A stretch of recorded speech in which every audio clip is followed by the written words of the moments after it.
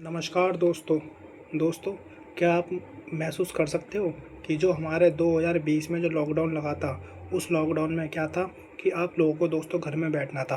और घर में बैठ के दोस्तों आपको एक फ्रीडम थी कि आप इंटरनेट चला सकते हो दोस्तों, कि मतलब आप इंटरनेट से यूज़ कर सकते हो, इंटरनेट से कुछ भी आप यूट्यूब देख सकते हो, आप मतलब इंटरनेट का कंप्लीट इस्तेमाल कर सकते हो। दोस्तों, क्या आप एक ऐसा पल अब सोच सकते हो कि आपको दोस्तों लॉकडाउन की तरह घर में बैठना हो और लॉकडाउन में घर में बैठने के बाद आपको इंटरनेट भी चलाने ना दिया जाए और दोस्तों इंटरनेट बिल्कुल बैन हो जाए, या फिर दोस्तों इंटरनेट की बिल्कुल कनेक्टिविटी ना आए। तो दोस्तों यही कुछ अभी ऐसा होने जा रहा है कि जो ईरान है, ईरान के जो वहाँ पे स्ट्रेट ऑफ हॉर्मुज़ जो उसने बिल्कुल ब्लॉक कर रखा है, जहाँ से कुछ भी शिप या कुछ भी चीज़ आ नहीं पा रही है, वहाँ पे बिल्कुल उसने आना जाना बिल्कुल लोगों का बंद कर दिया है। तो वहीं पे दोस्तों स्ट्रेट ऑफ हॉर्मुज़ के नीचे एक और साउथ में उसके नीचे की तरफ एक स्ट्रेट और है, जिसका नाम है दोस्तों बब अल मंदाब स्ट्रेट। बब अल मंदाब स्ट्रेट, ये दोस्तों दो स्ट्रेट हैं जो कि पूरी दुनिया का लगभग 17% इंटरनेट कंट्रोल करते हैं दोस्तों। लेकिन ये पूरी दुनिया के हिसाब से तो 17% हो सकता है, लेकिन भारत के लिए दोस्तों ये लगभग 80 से 90% है ये, जो कि भारत को इंटरनेट प्रोवाइड करता है दोस्तों।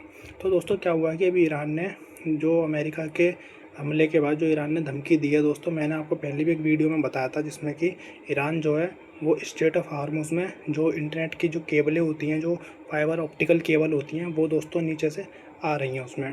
तो दोस्तों क्या हुआ है कि ईरान ने धमकी दी है कि हम उन केबलों को काट देंगे, और उस केबल को काटने के बाद जो ईरान है उन्होंने ये बोला है कि इससे कनेक्टिविटी, मतलब जो मैं आपको समझाता हूँ क्या है, जो उस स्ट्रेट ऑफ हार्मुज़ के नीचे और जो बब अल मंदाब स्ट्रेट जो मैंने बताई दूसरी, जो उसके ठीक साउथ में है, उसमें से इंटरनेट की फाइबर ऑप्टिकल केबल निकली हुई है। अगर वो फाइबर ऑप्टिकल केबल अगर कोई देश अगर काट दे वहाँ से, तो दोस्तों पूरी दुनिया में या एशिया में दोस्तों इंटरनेट की कनेक्टिविटी पूरी तरह ख़त्म हो जाएगी दोस्तों। इंटरनेट की कनेक्टिविटी बंद हो जाएगी। अब मैं बताता हूँ कैसे। क्योंकि दोस्तों जो स्ट्रेट ऑफ हार्मुज़ है, वहाँ से लगभग कुछ ही फीट की दूरी पे केबलें बिछी हुई हैं, जबकि दोस्तों प्रशांत महासागर और अटलांटिक ओशन से जो केबलें आ रही हैं वो बहुत गहराई में है। जबकि स्ट्रेट ऑफ हार्मुज़ में दोस्तों बहुत ज़्यादा नीचे नहीं, थोड़ी सी नीचे है, जहाँ पे एक डाइवर जो होता है वो डाइवर छलांग मार के नीचे जा सकता है और जाने के बाद उन केबलों को दोस्तों वहाँ से काट सकता है या तोड़ सकता है या कुछ भी कर सकता है, जिससे कि पूरी दुनिया के अंदर इंटरनेट की कनेक्टिविटी ख़त्म हो जाएगी दोस्तों। अब दोस्तों मैं बताता हूँ, जो मैंने दूसरा बताया जो स्ट्रेट ऑफ हार्मुज़ के ठीक नीचे है, जो कि यमन की तरफ पड़ता है। यमन में जो है ना, ईरान के बहुत अच्छे वहाँ पे नेटवर्क हैं, जहाँ पे यमन में उसके रहते हैं यहूदी हूती रहते हैं, यूथ हूती, वो उनसे ईरान को फंडिंग होती है, ईरान उन्हें फंड करता है। तो दोस्तों ईरान जो है उनसे बोल के इंटरनेट केबल की कनेक्टिविटी बिल्कुल ख़त्म करवा सकता है दोस्तों। तो सोच सकते हो कि अगर बाई चांस अगर वर्ल्ड वॉर 3 हो जाता है, और वर्ल्ड वॉर 3 होने के बाद सब लोग घर में बैठेंगे, लॉकडाउन बिल्कुल लग जाएगा, सब लोग कोई बाहर नहीं निकल सकता, और आपको इंटरनेट की कनेक्टिविटी भी दोस्तों नहीं मिलेगी। अगर इंटरनेट की कनेक्टिविटी नहीं मिलेगी दोस्तों, तो ये बहुत घातक साबित हो सकता है। अब आप पूछोगे कैसे? क्योंकि दोस्तों अभी ईरान ने जो धमकी एक और दी है कि जिससे कि गूगल पे उन्होंने बोला है कि जो अमेरिका की जो बड़ी बड़ी टेक कंपनीज़ हैं, चाहे आप गूगल की अल्फ़ाबेट ले लो, मेटा ले लो, या फिर आप अमेज़ॉन ले लो, या फेसबुक, या कुछ भी कंपनी ले लो, उस पर ईरान ने बोला है कि हम उस पर अटैक करेंगे। और अटैक करने के बाद दोस्तों वहाँ से जो आपकी गूगल की कनेक्टिविटी, जो आप यूट्यूब चलाते हो दोस्तों, यूट्यूब में भी प्रॉब्लम आएगी, आपके फेसबुक में भी प्रॉब्लम आएगी, आपके इंस्टाग्राम में भी प्रॉब्लम आएगी, आपके थ्रेड्स में भी प्रॉब्लम आएगी, हर तरह की इसमें वेबसाइट में आपको प्रॉब्लम आएगी, जिससे कि दोस्तों इतनी दिक्कत आएगी आप सोच नहीं सकते। आप इंटरनेट जब, और दूसरी बात, जब दोस्तों इंटरनेट की कनेक्टिविटी नहीं आएगी तो ये सब तो ऑटोमेटिक काम ही नहीं करेंगे। तो दोस्तों क्या होगा, अब मैं आपसे बताता हूँ आपको कि इससे भारत के अंदर क्या क्या नुकसान पड़ेगा और क्या क्या दोस्तों दिक्कत आएगी। सबसे पहली दिक्कत वह दोस्तों, अपने भारत के अंदर जो लोग ट्रेडिंग करते हैं, जो शेयर मार्केट में पैसा लगाते हैं, स्टॉक मार्केट में पैसा लगाते हैं, या किसी भी तरह के फंड या म्यूचुअल फंड में पैसा लगाते हैं दोस्तों, इससे इशू आएगा, जिससे कि जो भारत की जो जीडीपी है उस पर दोस्तों फ़र्क पड़ेगा। कैसे? कि दोस्तों अगर इंटरनेट की कनेक्टिविटी नहीं आएगी, तो इंटरनेट की कनेक्टिविटी नहीं आएगी तो लोग ट्रेडिंग नहीं कर पाएंगे, लोग शेयर में पैसा नहीं लगा पाएंगे, लोग सेल और परचेज़ नहीं कर पाएंगे, और दोस्तों सेल और परचेज़ नहीं कर पाएंगे तो इसमें गवर्नमेंट का जो कमीशन होता है, गवर्नमेंट का जो टैक्स होता है, वो गवर्नमेंट को नहीं मिलेगा। और गवर्नमेंट को टैक्स अगर नहीं मिलेगा दोस्तों, तो जिससे कि जीडीपी थोड़ी नीचे आ जाएगी दोस्तों, तो इससे जीडीपी पर दोस्तों बहुत फ़र्क पड़ेगा।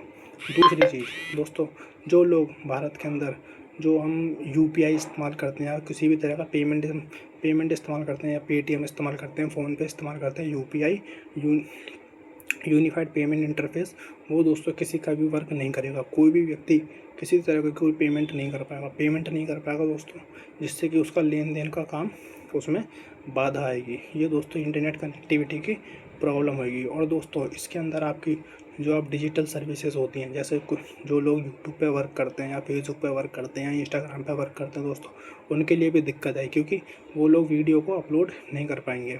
और वीडियो अपलोड नहीं हो पाएगी दोस्तों, तो इससे उनके पैसे आना रुकेंगे। और पैसे रुकेंगे दोस्तों, तो ये जो भारत के अंदर जो पैसा आता है बाहर से फॉरेक्स में जो जमा होता है पैसा डॉलर में, फिर यूट्यूबर या किसी को आपको इंडियन करेंसी में मिलता है, तो दोस्तों इससे हमारे फॉरेक्स रिजर्व पे भी असर पड़ेगा। तो दोस्तों सोच सकते हो कि इंटरनेट कनेक्टिविटी से कितनी प्रॉब्लम आ सकती है। और दोस्तों ईरान जो उनके टेक जो हेडक्वार्टर है, उन पर भी हमला करने के लिए पूरा उतावला हुआ पड़ा है कि मैं सब अल्फ़ाबेट पे भी हमला करूँगा, मैं मेटा पे भी हमला करूँगा, मैं आपके जितने भी आपके टैक्स सेंटर है मैं सब पे हमला करूँगा दोस्तों। तो दोस्तों ईरान जो है, ईरान की धमकी को अमेरिका हल्के में ना ले, क्योंकि ईरान जो है वो दोस्तों कुछ भी कर सकता है, किसी भी हद तक जा सकता है। और रही बात एक और बात, तो दोस्तों जो ईरान है, ईरान के पास एनर्जी सेक्टर है, ईरान पे पूरा एनर्जी बहुत सेक्टर है। और वहीं अमेरिका के पास टैक्स सेक्टर है। अमेरिका के पास अब एनर्जी भी है जब से उसने वेनेजुएला को कब्ज़ा किया, लेकिन अमेरिका जो है अब तक एनर्जी उस पर अपने टैक्स सेक्टर पर अब तक चलता था। तो दोस्तों सोच सकते हो अमेरिका जो है वो ईरान के एनर्जी सेक्टर पर अटैक कर रहा है, वहीं पे जो ईरान है वो अमेरिका के टैक्स सेंटर पर अटैक कर रहा है। तो दोस्तों एनर्जी सेक्टर से भी पूरी दुनिया में क्राइसिस आ सकता है और टैक्स सेक्टर से भी पूरी दुनिया में क्राइसिस आ सकता है, क्योंकि आज जो दुनिया है वो पूरे टैक्स सेक्टर पर चल रही है। आप जैसे आप अंदाज़ा लगाओ दोस्तों, गूगल है, अब वो मान के चलो गूगल पे उसने अटैक करा, गूगल की जो पेरेंट कंपनी है अल्फ़ाबेट, अगर उसने उस पर अटैक किया, दोस्तों सोच रहे हो भारत के अंदर या पूरी दुनिया में जो लोग जीमेल आईडी इस्तेमाल करते हैं, अपना फ़ोन चलाते हैं जीमेल आईडी से, अपना लैपटॉप चालू करते हो, तो दोस्तों उस सब में बाधा आएगी। हम जो गूगल से जो भी चीज़ हम एक्सेस करते हैं यहाँ पे दोस्तों, उसमें बाधा आएगी। हम जो यूट्यूब पर चीज़ें बनाते हैं, यूट्यूब से हम कोई चीज़ सीखते हैं दोस्तों, उसमें बाधा आएगी। तो दोस्तों आप सोच सकते हो कि कितनी प्रॉब्लम आएगी, जिससे कि हमारा शेयर मार्केट है वो पूरा हिल जाएगा, हमारा पूरा डिजिटल स्ट्रीमिंग है वो हिल जाएगा। तो दोस्तों जो यूपीआई हम इस्तेमाल करते हैं दोस्तों वो हिल जाएगा। पेमेंट ट्रांजैक्शन में दिक्कत आएगी दोस्तों, हम किसी भी तरह का कोई भी शेयर मार्केट से कुछ भी सेल और परचेज़ नहीं कर सकते। इससे जीडीपी पे आप सोचो जीडीपी कैसे नीचे जाएगी दोस्तों। तो सोच सकते हो दोस्तों इन दोनों की लड़ाई में पूरी दुनिया पे जो क्राइसिस आने वाला है दोस्तों, बहुत भयंकर क्राइसिस आने वाला है। और जो अभी ये वॉर है ना, वॉर तो भी रुकने का नाम नहीं ले रही है। और दोस्तों जहाँ तक है वॉर अभी आगे और बढ़ती जाएगी, वॉर अभी नहीं रुकेगी दोस्तों। तो दोस्तों आपका क्या कहना है ये इस बारे में कि ईरान और अमेरिका की जो वॉर है वो रुकेगी या नहीं रुकेगी? आपका क्या मानना है दोस्तों? अगर मानना है यस तो ये कमेंट में यस लिखिएगा, और मानना है नो तो दोस्तों कमेंट में नो लिखिएगा। आपको जैसा अच्छा लगे आप दोस्तों कमेंट में लिखिएगा, क्या वॉर आगे रुक सकती है या नहीं रुक सकती।